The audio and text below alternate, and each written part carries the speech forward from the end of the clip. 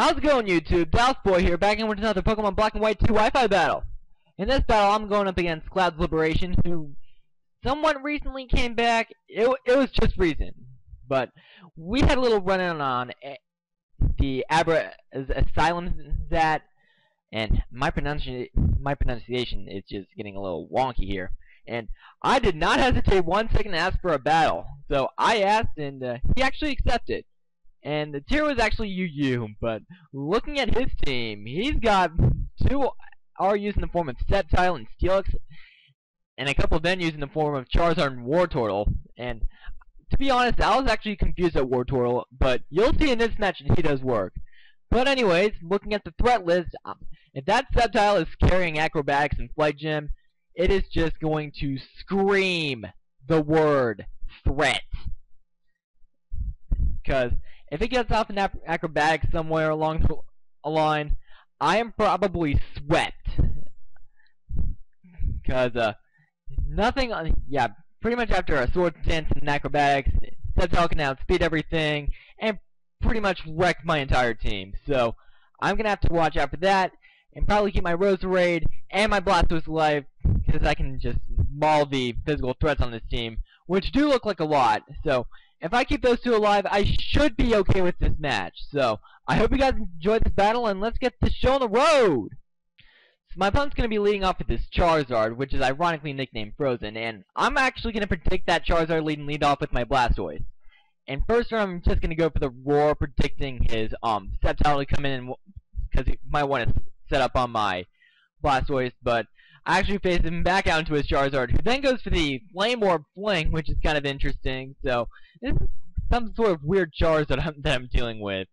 And it kind of does a good amount of work, as you will see later. But I get off the Toxic on that thing, and I believe here he switches it out, and he does go into the Sceptile, which is the biggest threat on his team. I just go straight for the Scald, because I could hit the Charizard for super effective damage, and I could burn the Sceptile, but unfortunately that does not happen, and I'm actually kind of forced to switch into my Roserade here.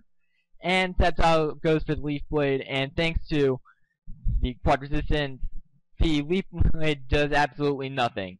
And I think there I could have probably known that he did not have the Acrobatics, but I was still scared of it because it was a physical set. And Charizard comes out once more on my Roserade.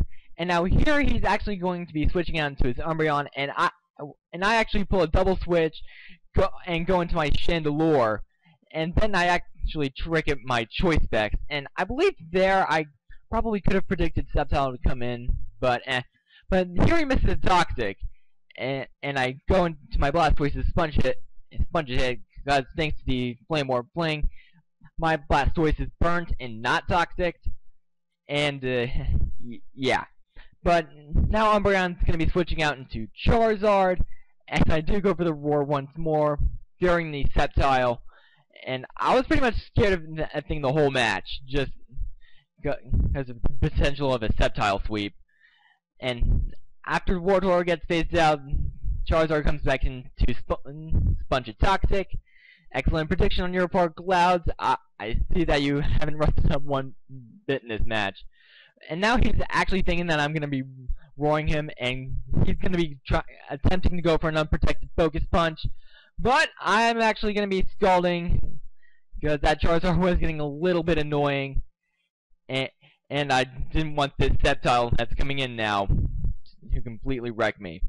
But now he goes for an Earthquake, doesn't do much due to Blastoise's great physical defense. And I actually were him predicting a Sword Stance, and I actually pull down into his Steelix, which he then switches out and sends in his Wartortle as I go for the Scald.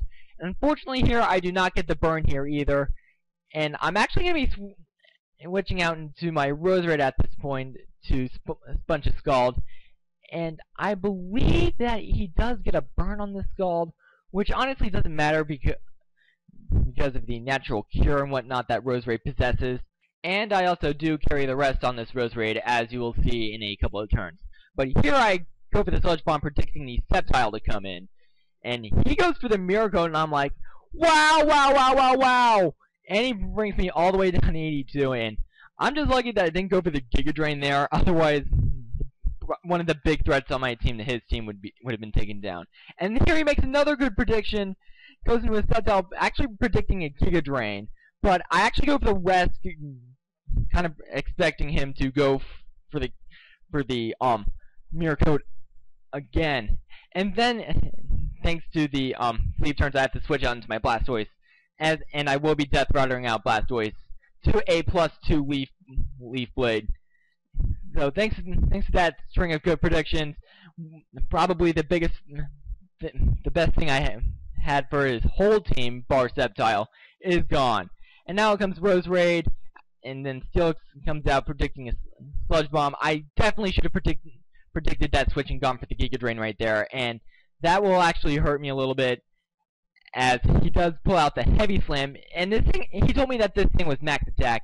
Now it's got way off guard by this thing, and unfortunately, I'm gonna have to sack Rose Raid here as well.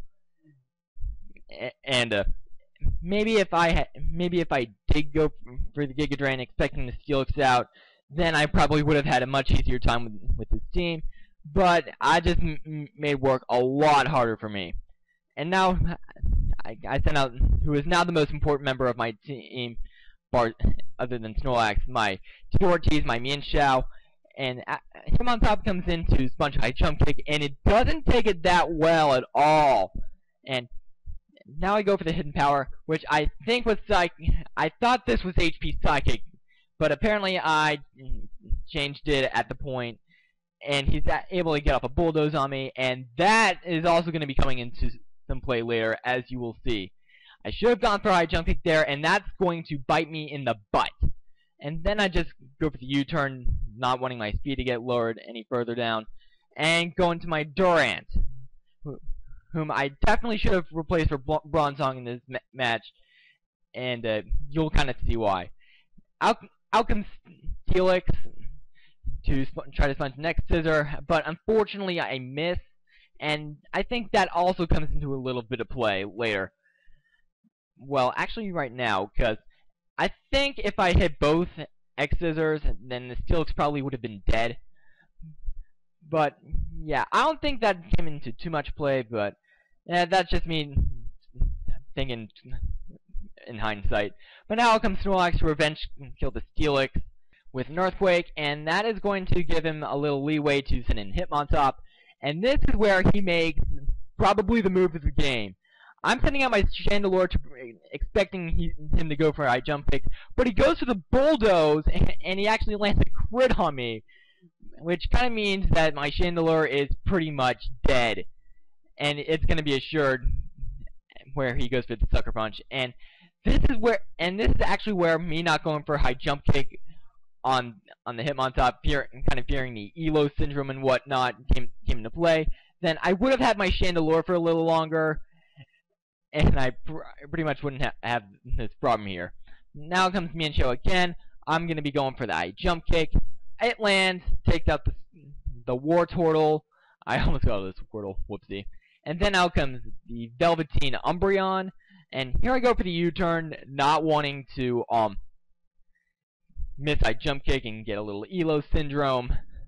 And now comes, and then I'm going to be going out into Kobayashi to take a payback.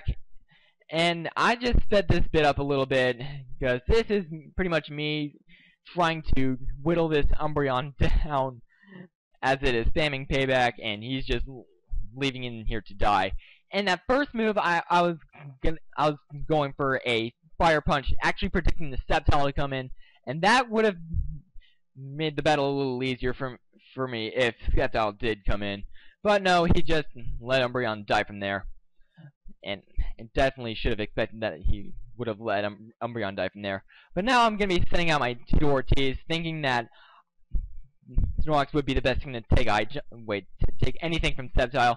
But he actually lands, and I don't get any High Jump Kick hacks. And he also lands this other High Jump Kick, takes my Snorlax out, and that will be the game.